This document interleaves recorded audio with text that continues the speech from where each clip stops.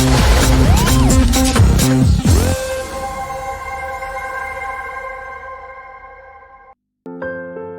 అండి, అందరికీ నమస్కారం. ఎలా ఉన్నారండి? అందరు బాగున్నారా? అందరు బాగున్నారని అనుకుంటున్నాను. ఈరోజు నేను మీకు శనగబెల్ల పాయసం ఎలా చేసుకోవాలో చేసి చూపిస్తానండి. ఇది శనగపప్పుతో చేసుకునే పాయసం అండి. ఇన్స్టెంట్గా మనం అప్పటికప్పుడు చేసుకునేది. సో ఎలా చేసుకోవాలో నేను క్లియర్గా స్టెప్ బై స్టెప్ చూపిస్తాను. సో మీరు కూడా చూడండి. ఫస్ట్ మనం శనగపప్పుని 15 నిమిషాలు నానబెట్టాలి. సగ్గుబియ్యం కూడా నానబెట్టి కుదిరితే 2 ఒకేసారి కుక్కర్‌లో వేసి ఉడికించుకోవాలి. నేను సగ్గుబియ్యం ఎక్కువసేపు నానబెట్టాను కాబట్టి ఓన్లీ శనగపప్పు మాత్రమే నేను ఉడకబెడుతున్నాను. సో అది ఉడికేలోపు మనం బెల్లము తురిమి పెట్టుకోవాలండి. నేను బెల్లం పౌడర్ కూడా చూపిస్తున్నాను. బెల్లం పౌడర్ వేస్తే కొంచెం కలర్ చేంజ్ అవుతుందని నేను బెల్లంతోనే చేస్తున్నాను. సో మనం నెక్స్ట్ ప్రొసీజర్‌లోకి వెళ్ళిపోదాం. పప్పు ఉడికిపోయిందండి. పక్కన పెట్టేసుకొని స్టవ్ మీద గిన్నె పెట్టేసుకొని నెయ్యి వేసుకోవాలి.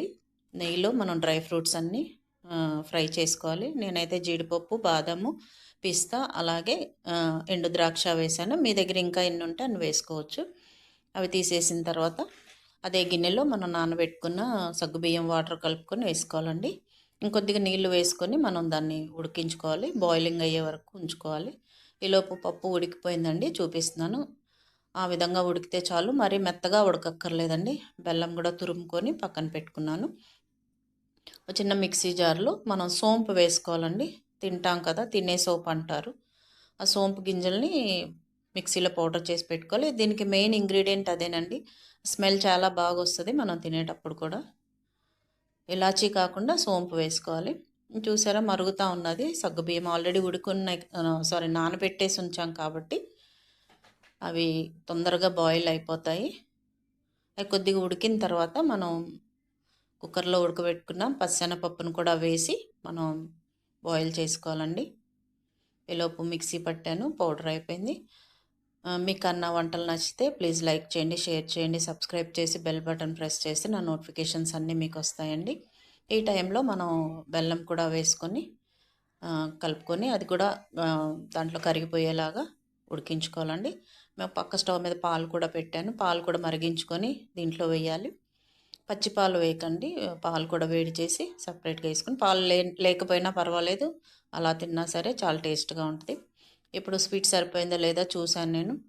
సో సరిపోయిందండి. ఒకవేళ మీకు కన్నా స్వీట్ సరిపోకపోతే కొంచెం బెల్లం వేసుకోవచ్చు. లేదు బెల్లం లేదు అనుకుంటే పంచదార కూడా వేసుకోవచ్చు. ఇప్పుడు నేను అది కన్సిస్టెన్సీ కొంచెం మనకి థిక్గా రావడం కోసం బొంబాయి రవ్వ, అదే సూజీ రవ్వ వేస్తున్నాను. సూజీ రవ్వ వేసిన తర్వాత కొద్దిగా వాటర్ వేసుకోవాలండి. ఎందుకంటే చిక్కబడిపోయి అడుగు మాడిపోతుంది, స్టీల్ గిన్నె కదా. సో కొద్దిగా వాటర్ వేసుకొని మనం ఉడికించుకోవాలి. అది కొంచెం బాయిల్ అయిన తర్వాత మరగబెట్టిన పాలు వేసుకోవాలండి. మీరు ఇన్స్టాలో కూడా నన్ను ఫాలో అవ్వచ్చు, నా ఛానల్లో లింక్ ఉంది. ఇంక లాస్ట్కి వచ్చేసిందండి. ఆ కన్సిస్టెన్సీ సరిపోతుంది, ఎందుకంటే ఇది చల్లారిన తర్వాత గట్టిగా అయిపోతుంది కాబట్టి మనం కొంచెం వాటర్గా ఉన్నప్పుడే దీన్ని దించుకోవాలండి. మనం ఫ్రై చేసి పెట్టుకున్న జీడిపప్పులు కూడా వేసుకొని మొత్తం కలుపుకోవాలి. లాస్ట్లో ఒక స్పూన్ నెయ్యి వేసుకున్నాను.